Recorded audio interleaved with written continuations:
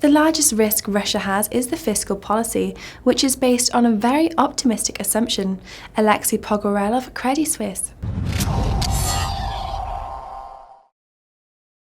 Opinions are mixed for Russia's economy. The World Bank predicts Russia's economy to contract this year. Vladimir Putin seems optimistic on economic growth. What can we expect from Russia's economy in 2016?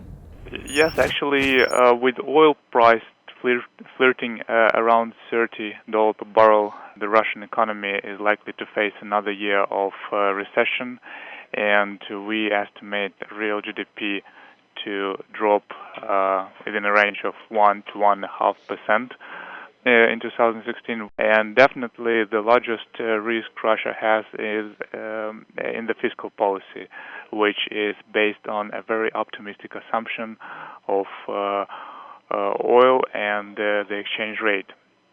So on that front, we actually expect more news to come from the government. Russia's production of oil and gas reached record post-Soviet levels in December. Does this pose any risks for the economy? With the current level oil price at 30, the ruble has to trade significantly weaker than it's trading at the moment. And in order to offset further drop in oil prices, the ruble should weaken towards probably 100, which is not affordable for the Russian economy, and we strongly believe that it will have more drawbacks than benefits. The increased production of oil that Russia had last year probably related to situation in the external markets with regards to the policy of Russia that is not willing to lose its share in the international oil market, despite this drop in oil prices. Russian stocks and the ruble fell as markets reopened on Monday. Russia's balance of trade released shows exports decreasing 34% year-on-year. Following this, what is your outlook for the Russian ruble in 2016? Our outlook on Russian ruble is actually not great, as we are looking forward for the key announcement from the government. And I wanted to highlight it that we think that the only credible policy response to the current situation is to introduce significant cuts to spending compared to the original federal budget law that was approved by the parliament last year.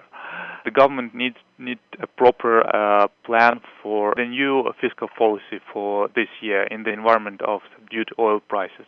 Weaker ruble is not a solution because in order to offset lower revenues from oil and gas, the ruble has to weaken significantly towards 100, which in our view, once again, I wanted to reiterate this, which would be extremely damaging for the economy, for interest rates will pick up, inflation will be higher, and the banking sector is likely to face another crisis. So therefore, we still think the only response to the current situation will be in the area of spending cuts. To mitigate concerns over Russia's economy, the central bank is still tempted to raise interest rates.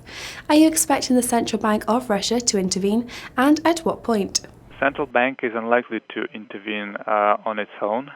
If anything, I would expect central bank to intervene on behalf of the Ministry of Finance, as it used to do in January 2015, when during the most acute stage of the crisis in the FX market, the central bank was selling some dollars on behalf of Ministry of Finance that was converting their reserve fund in the market in order to finance the deficit of the budget. So this is something we should expect this time, but only if we see further disorderly sell-off in the FX market. So I would not expect the Ministry of Finance to start interventions earlier than we reach the level of 80 against the dollar. And these interventions would be something that would help to contain panic, but with the further drop in oil prices, it will not be enough to contain depreciation of the ruble in the longer run. Well, Alexey, thank you for your insight, and thank you for watching. Do click back tomorrow where Sam Meredith will be taking a closer look at the South African rand. But for now, goodbye.